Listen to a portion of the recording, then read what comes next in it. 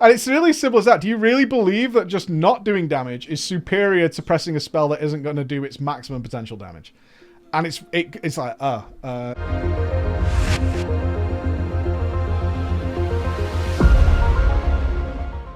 Hello, ladies and gentlemen, and a stroke of luck came my way. In that last week in some TDPs, I was telling you that we're going to get back to basics a bit. I feel I personally have done a disservice to you guys who are looking to improve.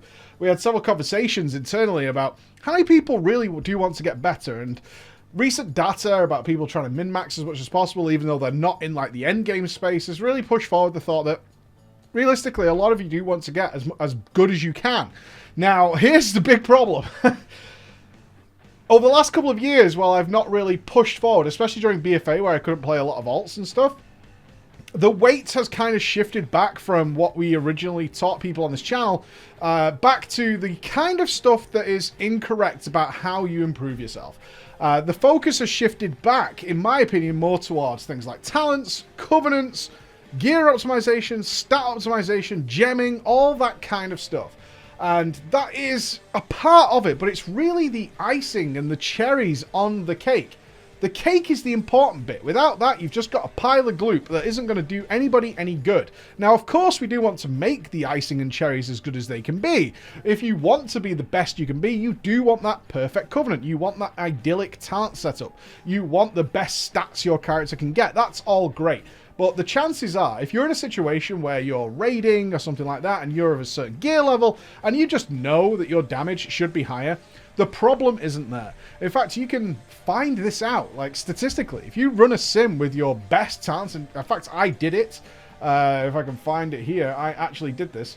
On my Hunter, if I choose like the absolute best of the best single target talents I can get, I get 5-7-3-1. If I choose garbage talents like Chimera Shot and Barrage, Murder of Crows and Volley, those kind of things that you wouldn't really take in most scenarios, the difference is only like 14%. It's actually a small part of the equation, realistically, and it's something that people put like 90% of their weight of their opinion of themselves or how to improve. They put so much into that. And it's really the most basic information you can find. And that's the crazy thing about it. And it's what makes a lot of angst and frustration when like the MDI is playing and you have a lot of armchair commenters who have read a guide, because there are some fantastically made guides out there on Wowhead and Icy Veins where you can read through a rotation, you can read through best talents, and then they take that knowledge and that's like the knowledge base, right? That's like the knowledge base, but it really is the most basic fundamental stuff. What isn't really occurring in guides, and I haven't done it for a while either, so I'm frustrated at myself for being part of this problem, is that that's really not usually the case. It's more the case the higher up you get, because the chances are you have those fundamentals in place. But for the average player, and when I see anything below like high-end Mythic, which I see a lot of from casting World First Race and raiding in it myself, I see this problem we're going to look at like 100% of the time, all the time, constantly. And it's just the stuff that we take for granted and other people take for granted, and it's also the stuff you don't tend to find in written guides. And it's really where a lot of players fall down completely.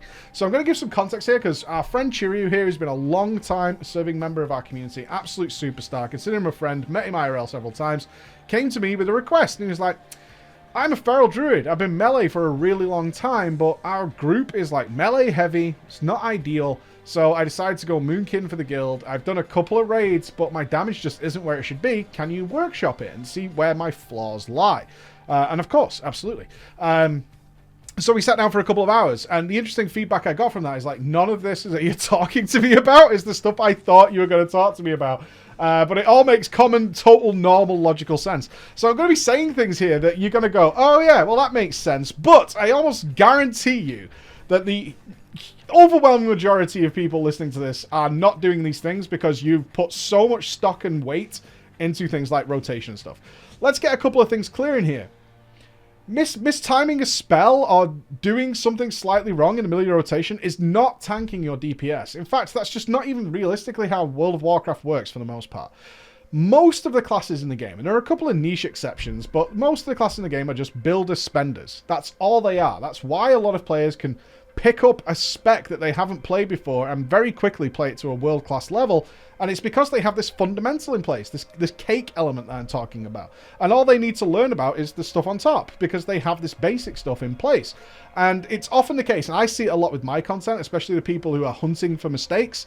I do get the screenshots of the little snidey Discord messages happening and things like that. Is that, oh, we took the wrong talent, this guy fucking sucks. And then what often happens with many content creators is that very quickly those are outplaying a lot of these guys. And how does that happen? And it's because of this stuff here. Let's get into it then. So we're talking about builder spenders, which means that things like Solar Wrath. So we're looking at a Moonkin here, but the last thing I want you to walk away from this video with is like, is this a Shriekwing guide or a Moonkin guide? If that's what you walk away with, you completely missed the point, or I've delivered the message incorrectly. What I'm going to be talking about here is stuff that applies to every raid boss now, in the past, and will exist. And also, hopefully it frees you up to stop dwelling on stuff that is really minutiae. That's something you can work on in the future, but don't expect to see stellar gains. There's nothing more frustrating to me than when a player comes to me, and this has happened since Mr. Pandaria, since I started doing this, saying, hey, I'm one of 3 rogues in my guild. I'm doing like 30 to maybe 60% of their damage. Do you think if I regem to crit, that will fix it? Fucking no, not even close. Like, just run a sim for once, and you'll see the difference in like regemming and stuff like that is like fucking tiny. The problem lies elsewhere, and it's likely with stuff like this. So really, we're going to apply everything we have here. I do have access to his entire raid, but it's going to be the similar sort of mistakes here. We're not going to blast Chirriu at all because he's not a ranged player, and a lot of this stuff is going to be like obvious things that need to be learnt by ranged players, and melee as well. So we're not going to blast him for that, and thankful for people giving me their footage to use. Okay, so let's talk about number 1. Builder spender, which what that means is if you misfire a spell, so this is a Moonkin, right? So they go into an eclipse, it's either a lunar or solar eclipse, which empowers some of their spells.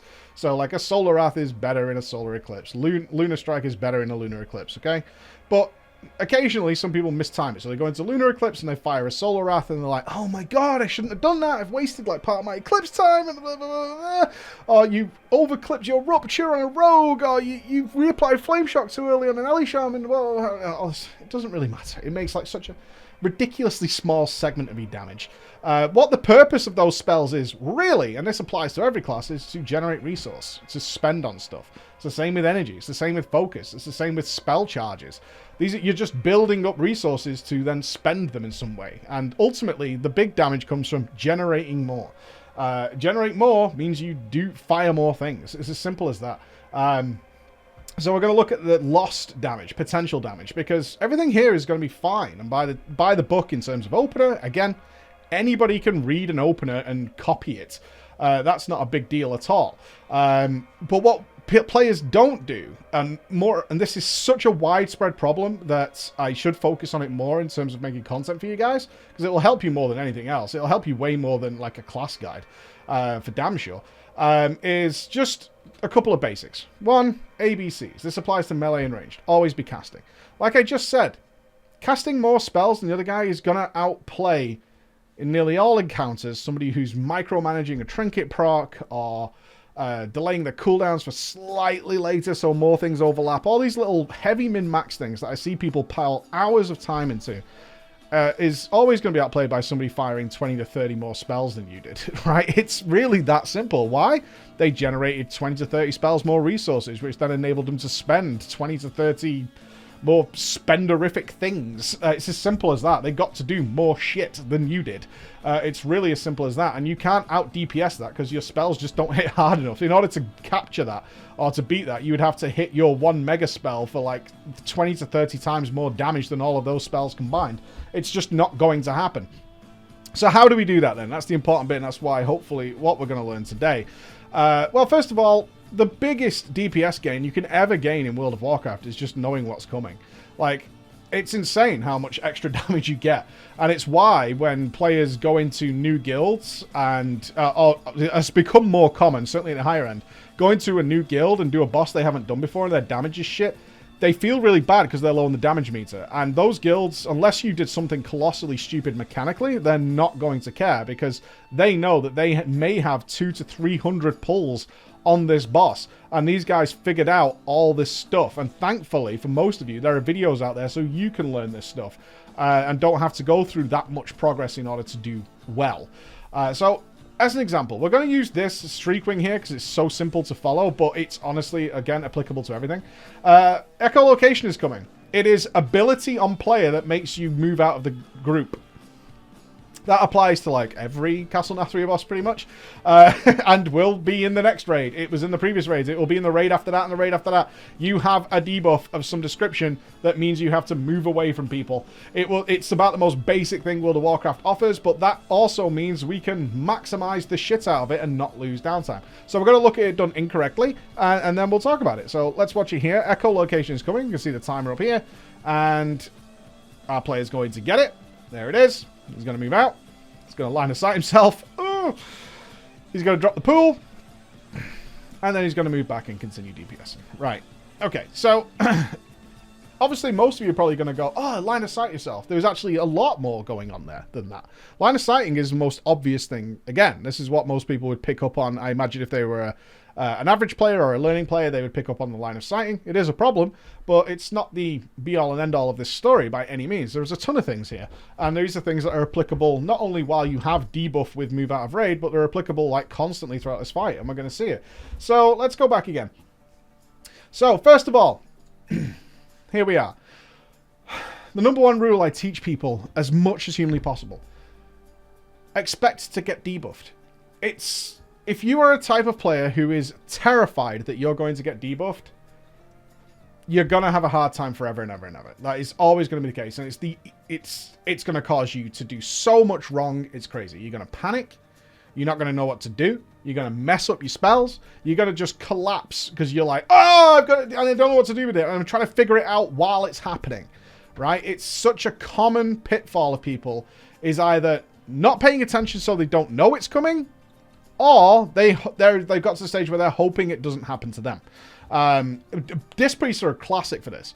Disc priests are like, I'm ramping up for a mega spirit shell or something like that.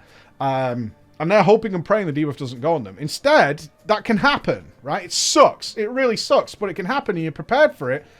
And you are also prepared that if that happens to you, you're going to key up and say, I don't have the spirit shell right now.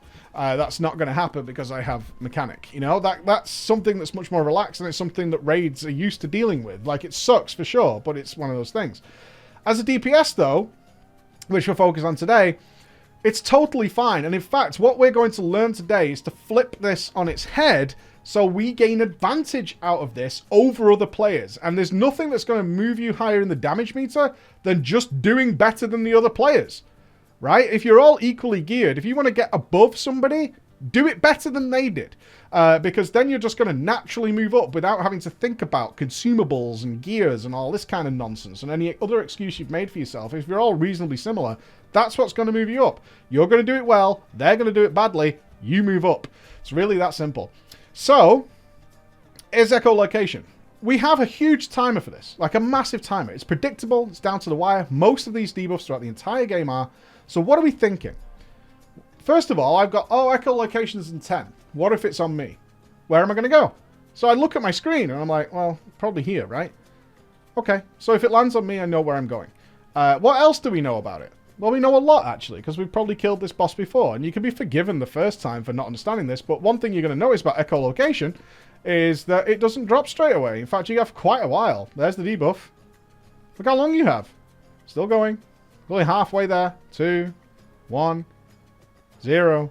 Then it drops. You have ages. You have absolutely ages. Like, it's so relaxed. And most of these debuffs, certainly in Heroic, are really forgiving in how long you have to move out of a group.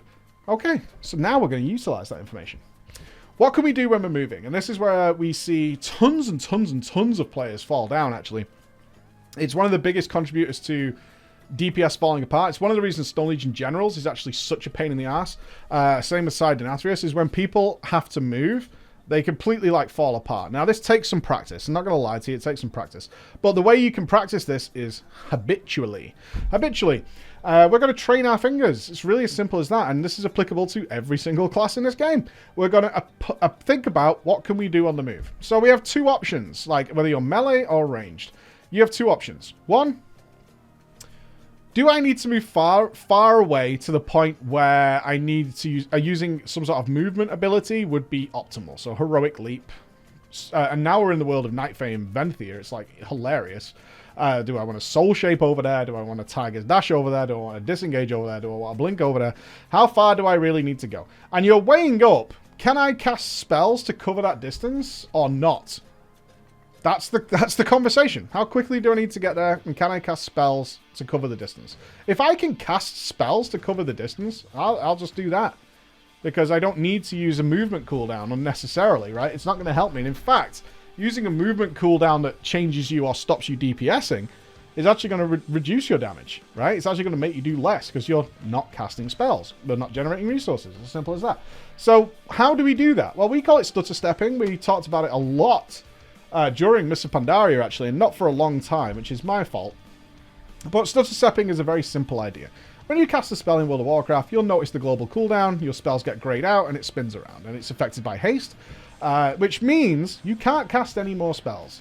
Right? While that global cooldown is spinning, you can see these spells are all grayed out, and this is grayed out, and all this stuff. It's because it's on global cooldown. You physically can't cast a spell right now. Right? Can't do anything. What we can do, though, is move our character. That's really useful. And if a spell is instant cast, magnifique. Because if it's instant cast, that means we can literally run while pressing the button. And I'm sure every single one of you out here has run up to an enemy while casting an instant cast spell. It's the same thought process. But we're going to do it in a really clever way where we're going to cover this distance without losing any DPS uptime. Now, this is where I think a lot of people fall down as well, especially if you're following written guides, which is where a lot of mid-level players are, and they follow them really rigidly. And I encountered issues trying to explain this to some players that have been complete headache causes because it takes a second for it to click, but then when it clicks, it'll just make total sense. So rules such as don't clip your dots too hard because you're trying to cast as many spells as possible, right? So don't refresh your dots before a certain time, and then people will go on some expository rants about pandemic and all this kind of shit. Let's just forget that for a minute. Most people understand that you probably want to do your dots when they're about to run out, so they stay up. Right? It's as simple as that. But you don't want to do them too early because otherwise you're just refreshing dots all the time instead of casting other spells. Okay? But very basic, very simple. However, if we have to move, we can modify that rule a little bit. Because certainly as a Moonkin or as literally any class in the game, as I said, there are things you can do on the move that cause damage. One of them is redotting. One of them is firing Star Surges. Are you running Eclipse? You can fire a Star Surge. That's an instant cast spell. And we can move while we're doing it. So you can develop the habit of when you're moving, you refresh your dots. Now, let's just break down why that's just a generally good idea. The first thing is, yes, your dots don't need refreshing right now as you move over here. But guess what? If you move, and you have to move because you have debuff, at some point you're going to have to move, then you're going to refresh these. Guess what happens? Once you can stand still again, because you no longer have debuff, you can just keep firing spells, and you can fire them for a longer period of time than if you would fire a couple, then have to refresh your dots, because they're going to expire anyway. You buy yourself the biggest window to stand and shoot. It's really as simple as that. And I know it sounds super common sense, but people don't do it.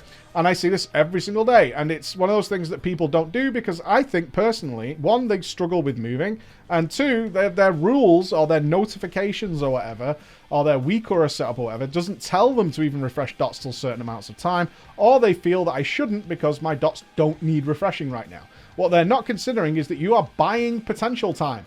You're buying time to stand still longer because you had to move. Therefore, you could cast these spells. And he only had to move to here. So just refreshing one dot, just firing a Moonfire as he moves, means that he didn't have to press that button later when he was stood still casting spells. Really that simple. Super cool. The other alternative, which I swear to God, as dumb as this sounds, people don't get this. What is your alternative?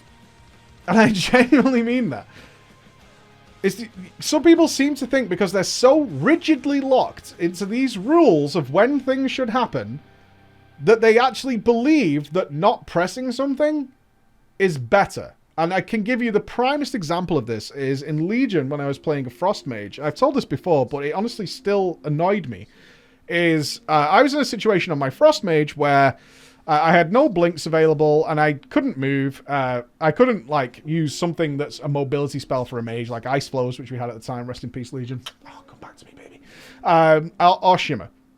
So as I was running, because I had to run, I just pressed my Ice Lance button while I was running. An unbuffed, unprocced Ice Lance. And this fucking guy lost his mind. He's like, what are you doing, mate? You is well shit at this game.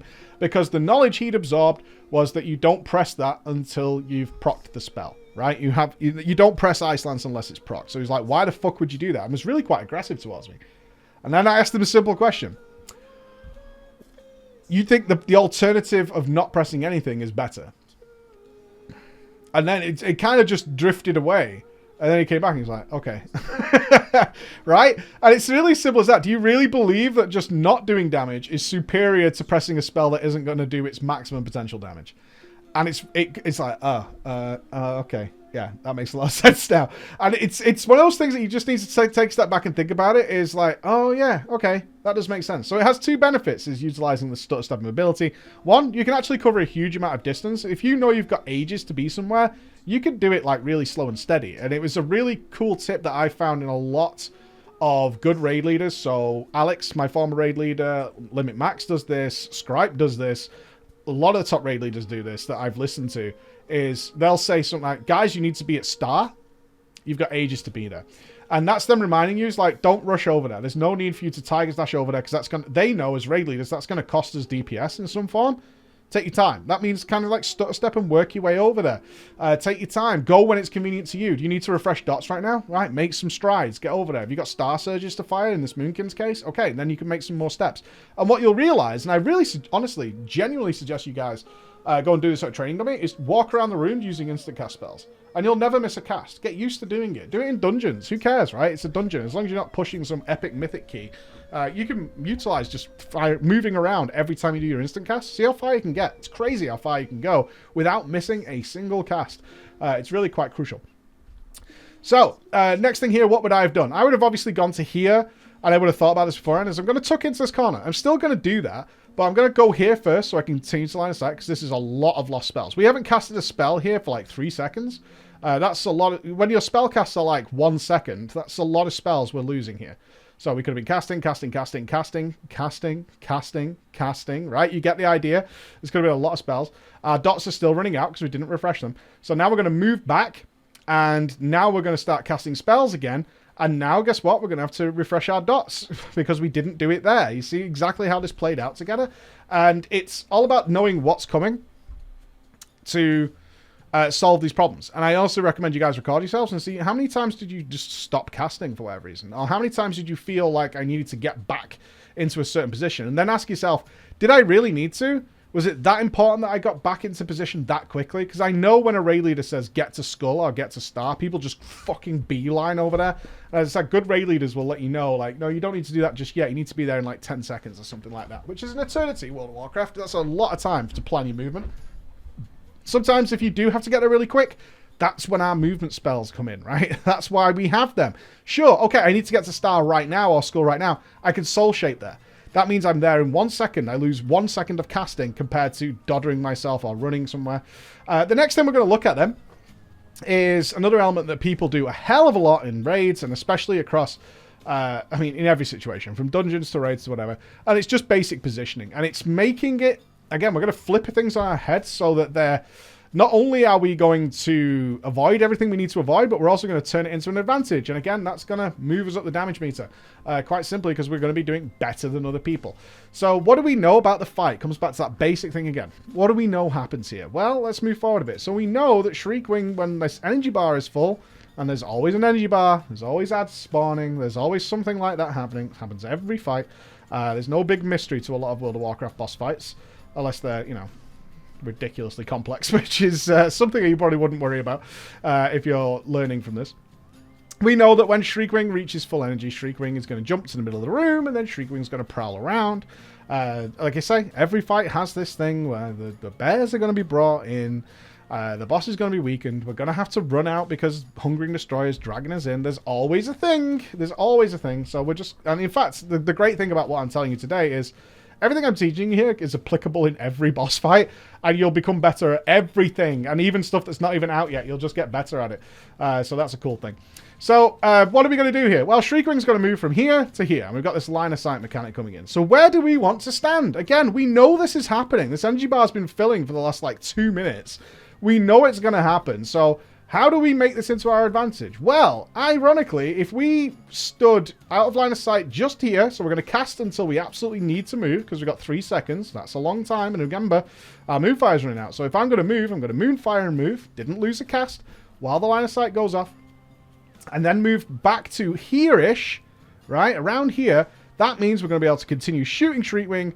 Then Shrieking's going to appear here, and we're going to be able to shoot down there without moving, without doing anything. In fact, we're going to need to do a maximum of 2 steps. We're going to need to step here for line of sight, and then we need to step back. That's it. Moonfire, Sunfire. Right? You get what I'm saying? And we're out of line of sight, and we're not DPSing the boss for like 1 second. That would be about it. Now, something interesting, I'm going to bring this up because our man Chirriu did, is like, yeah, but my raid leader sometimes gets really stressed out if he says things like, everybody hide, and people are trying to push it a little bit. I'm going to leave that at your discretion, honestly. For me, if you say, don't worry about it, if you key up and you're very relaxed and you're confident that you're fine, and you say, it's okay, don't worry about it, most raid leaders will then back off and trust you. If you fuck it up, you're doomed forever, so be wary of doing that. Also, some raid leaders are very panicky when they're raid leading, especially if they're inexperienced, in which case they might be like, I don't care, get behind line of sight. I mean, that's up to you. It's one of those things that I don't agree with. I think you give the players a chance, and then if they show that they're totally fine with things, then it's a GG. I understand, though, a lot of raid leaders aren't into that at all and can get very, very pissy about it, so I'll leave it to you. I personally, I enjoy seeing how close we can cut it. I find that really fun because, again, we're just casting more spells. We're doing more damage. Like, how close can I cut it? Where exactly is the line of sight spot? I will spend ages figuring out, like, this isn't quite line of sight. This is. And really trying to push the limits. I find that fun, especially on easy farm bosses like Shriekwing, right? That's a good time to mess that stuff out because it's recoverable if you fuck it up. But either way, we want to cast as many spells as possible. There's a few movement things here that I know a lot of range players will be pissed off at. This shimmying, that comes from being melee. That's melee brain where it's zug zug. I'll just move all the time and I'll jump up and down like a fucking kangaroo. That's what I'm going to do because I'm melee or a hunter. Either way, you know, it's a habit. It's a hard habit to break if you've been playing melee for ages and you've had that freedom of movement all over the area. But it'll come with time. It comes with practice. So we've got 5 seconds to last. So you can see we're again stopped casting because of this movement thing. So that's another thing to work on. If you are going from melee to ranged, you might not realize you're doing this. I know Chirriu didn't realize how much he was kind of adjusting his position, shimmying left, shimmying right. It's a melee thing, and just watch yourself back. How often are you moving when you absolutely didn't need to? Obviously, he's getting ready to line of sight, so he's kind of already line of sighting. That's the problem. When you get into this sort of like shimmy back and forth, you're already line of sighting the boss without line of sighting because you crowd controlled yourself. You're not casting any spells. You're just doing this sort of hillbilly, I forget the name of it, the line dance. You're doing some sort of crazy line dance with the rest of your players. And you're already line of sight for the sake of it. You might as well be hiding behind the pillar because you're not casting anything. So getting in position to hide and then hiding. So you can see what I'm saying. But I did all this little dance here, but technically I'm not out of line of sight because I don't need to be. Then I moved out of line of sight, but you didn't do any damage in that process, so you need to be aware of that. Now, we can see someone did get clipped. Wah, wah, wah. Why I Yoda? Why I Yoda? Okay, so this kind of screwed our plan, but not by much, right? Not by much. One, this pool barely does any damage, like Crimea River. So we can move through it to here. We still only want to do 1 step.